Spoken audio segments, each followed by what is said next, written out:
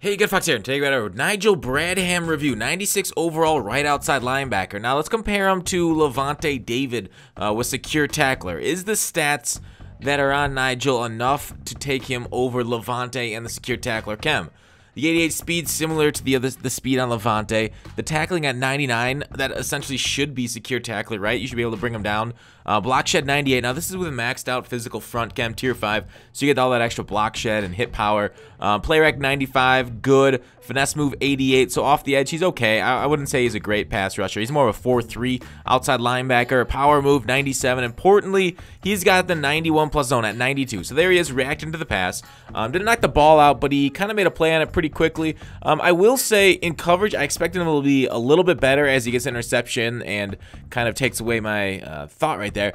He's good. I mean, he'll be about as good as you can get there at outside backer because he's got the 91 zone. It just because of how fast the ball is thrown over the middle, they don't react that fast to, or they can't react as fast to the ball thrown out of the hands because there's not as much time distance between when the ball doesn't travel as far in the air with it. We'll just say right there, kind of let me down. I thought he was gonna get a pick on that one. I let it off to his zone and then boom, he just let it kind of go by him. That's more than once did 91 zone jump it too hard, and that might be an issue. Like what is he doing there? Why did he jump in front of where the ball was going to be? So that's what I'm kind of talking about with the 91 zone, kind of doing some funky stuff and maybe not playing as glitchy as it should, even though it's, you know, godlike in some circumstances. For whatever reason, Nigel, for some of his plays, it was just kind of left me scratching my head like, why would you play like that? And talking about why would you play like that, the 88 speed. Now, a lot of times, like when I'm in the 46, I frequently don't go into speed anymore because I got like guys like Nigel or Levante out there.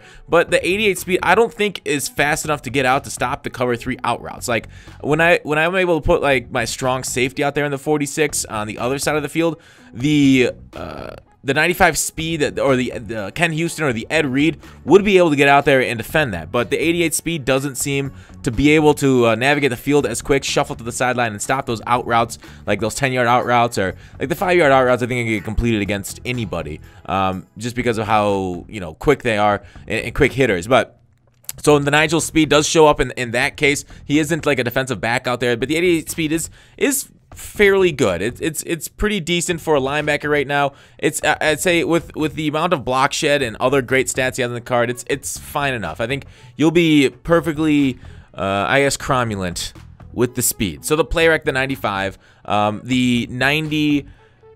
Where's the pursuit? 96 pursuit, 95 play rec. So he's smart getting to the ball, but again, like I've said in so many videos before, just the idiocracy of a lot of Madden's coding when filling gaps and assignments in the run game, it just doesn't do what they're supposed to do because they're due.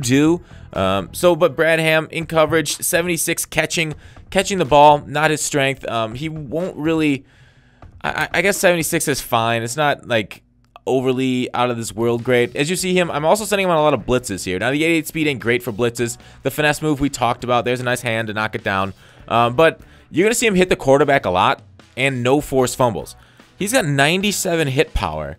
He's got big hitter trait, yes, but 0 forced fumbles and like the dozen plus, probably dozen times that I mean the blitz gets home quite a bit. I get a lot of sacks off that blitz. The dozen plus times that he hit the quarterback, no fumbles. How do you hit the quarterback that often, cause no fumbles in this game with that kind of hit power? That is elite tier hit power. These quarterbacks are sitting here with like 70 carrying, and you're smacking the hell out of them running full speed. Nothing. That's embarrassing. There's my user hitting the ball out of the quarterback's hand. The Keekly can make some fumbles. So I don't know why Bradham didn't cause any fumbles for me. Anybody else who has them, did he cause fumbles for you? Because that seemed to be a weakness. He wasn't a turnover machine like I'd expect a guy with this kind of stats to be. So it's a little disappointing. He didn't play as well for me as I really hoped he would. Besides for that knockdown, that guy was able to exploit that route almost all game. That was like the first time we were able to knock it down because he rolled out too far right. So not too glitchy. There he is getting home on the blitz again. Not knocking the ball out of the quarterback's hands, unfortunately. Me getting to the sidelines. Bradham, did he shed blocks? Yes. Okay. There he is being held by a wide receiver pretty easily. I think it's because the wide receiver had a nice little crackback angle on him. Angle of block, angle of everything, tackle matters a ton in this game. More than I think a lot of people realize it. So even though he wasn't able to shed a lot at, oh man, that's just bad play.